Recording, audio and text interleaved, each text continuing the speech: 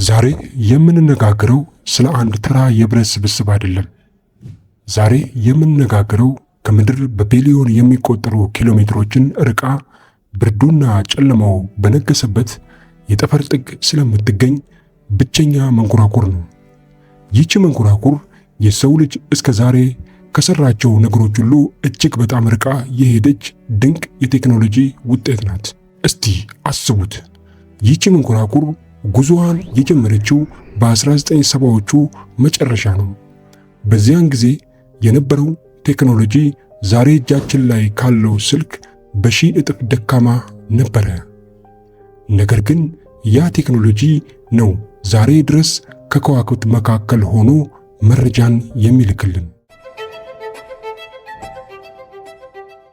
እስቲ አንድ ነገር ልጠይቃችሁ፣ ይህች መንኮራኩር እንዴት አሁን ድረስ አልጠፋችም? እንዲሁም ምን አይነት ምስጢር ይዛ የምትጓዝ ይመስላችኋል? ይህንንና መሰል ጥያቄዎችን ለመመለስ አብራችሁን ቆዩ። ታሪካችን የሚጀምረው በ1977 እንደ አውሮፓውያን አቆጣጠር ነው። የአሜሪካኑ ናሳ አንድ አስገራሚ አጋጣሚን ተጠቀመ። በየ175 ዓመቱ አንዴ የሚከሰተው የፕላኔቶች አሰላለፍ። ይህም መንኮራኩሮች የአንዱን ፕላኔት ስበት ተጠቅመው ወደ ሌላኛው እንዲወነጨፉ ወይንም ስሊንግ ሾት ኢፌክት ዕድልን የሚፈጥር ነበረ። በዚህ ወቅት ነበረ ቮይጀር 1 ጉዞዋን የጀመረችው ጁፒተርንና ሳተርንን ለማጥናት። ቮይጀር 1 ወደ ጁፒተር ስትቃረብ የታየው ነገር ዓለምን አስደነቀ።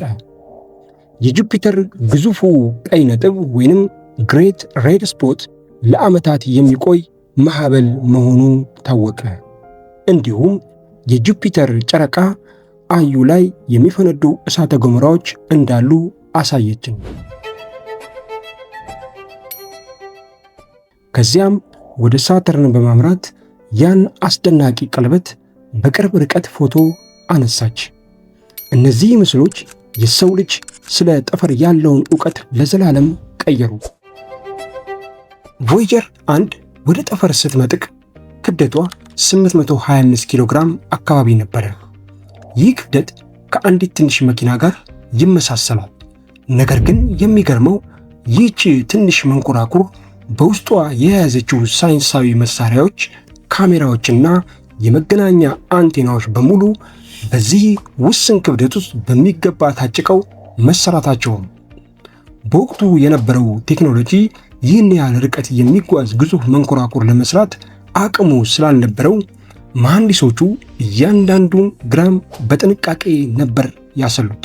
ከምድር በቢሊዮን ርቃ በምትገኝበትና የፀሐይ ብርሃን በማይደርስበት በዚያ ቀዝቃዛ ጠፈር ውስጥ ቮይጀር 1 ኃይል የምታመነጨው ወይንም የምታገኘው ከፀሐይ ብርሃን ወይንም ሶላር ፓወር አይደለም። ይልቁንም ፕሉቶኒየም 238 የተባለ የኒኩለር ንጥረ ነገርን ትጠቀማለች።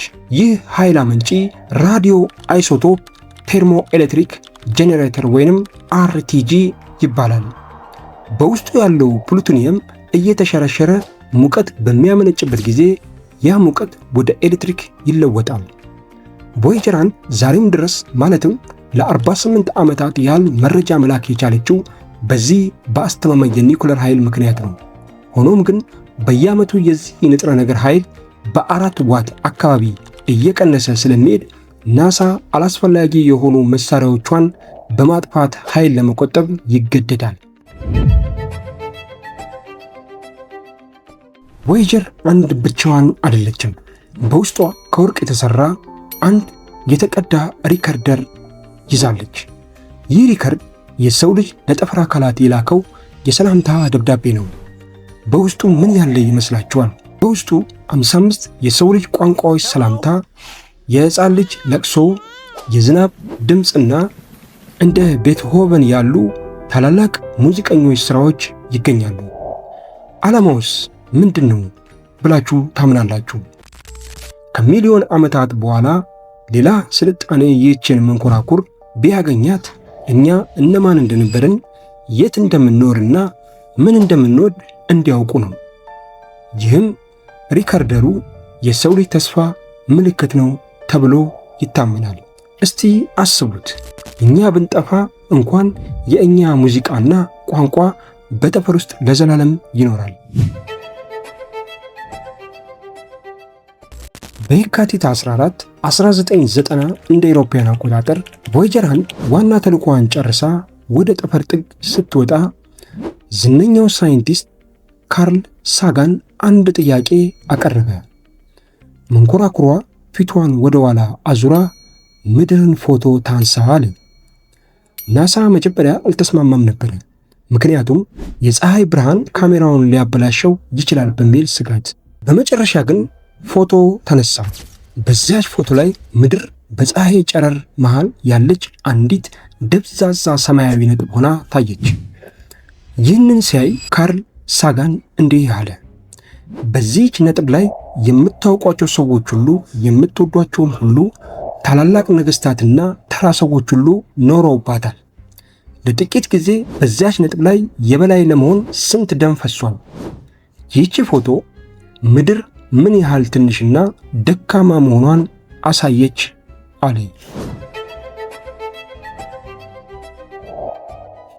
በ2012 ዓመተ ምህረት እንደ አውሮፓውያን አቆጣጠር ቮያጀር 1 ታሪክ ሰራች። የፀሐይን ተጽዕኖ ክልል ወይንም ኢሊዮፖዝ አልፋ ኢንተርስቴለር ጠፈር ማለትም በከዋክብት መካከል ወዳሉ ባዶ ቦታ ገባች። አሁን ላይ ከምድር ከ24 ቢሊዮን ኪሎ ሜትር በላይ ርቃ ትገኛለች። መረጃ ለመላክ ብቻ ከ22 ሰዓታት በላይ ይፈጅባታል። በቅርቡ ደግሞ መንኮራኩሯ የተሳሳቱ መረጃዎችን መላክ ጀምሮ ነበር። ይህንን ሲያዩ ብዙዎች ሞተች ብለው አዝነው ነበር። ነገር ግን በናሳ የሚገኙ መሐንዲሶች በቢሊዮን ኪሎ ሜትሮች ርቀት ላይ ሆነው ሶፍትዌሯን በማስተካከል በድጋሚ ሕያው አድርገዋታል። ይህ የሰው ልጅ ብልሃት ጥግ ነው። ቮያጀር 1 የሰው ልጅ ጥበብ፣ የመጓጓትና የድፍረት መገለጫ ናት። ባትሪዋ በ2025 ወይንም በ2030 አካባቢ ሊያልቅ ይችላል ተብሎ ይገመታል። ከዚያም በኋላ ዝም ትላለች።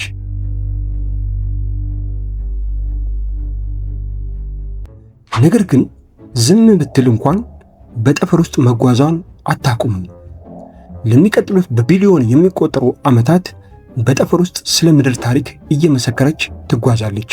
ምናልባትም እኛ ከጠፋን በኋላ እንኳን የእኛ ብቸኛ አምባሳደር ሆና ትቀጥላለች። ቮያጀር 1 የሰው ልጅ ሁሌም ወደፊት እንደሚመለከት ማሳያ ናት። እንደዚህ አይነት ጥልቀት ያላቸው ታሪኮች እንዲቀጥሉ ሰብስክራይብ ማድረጋችሁን እንዳትረሱ። በሚቀጥለው ቪዲዮ እስከምንገናኝ ቸር ሰንብቱ።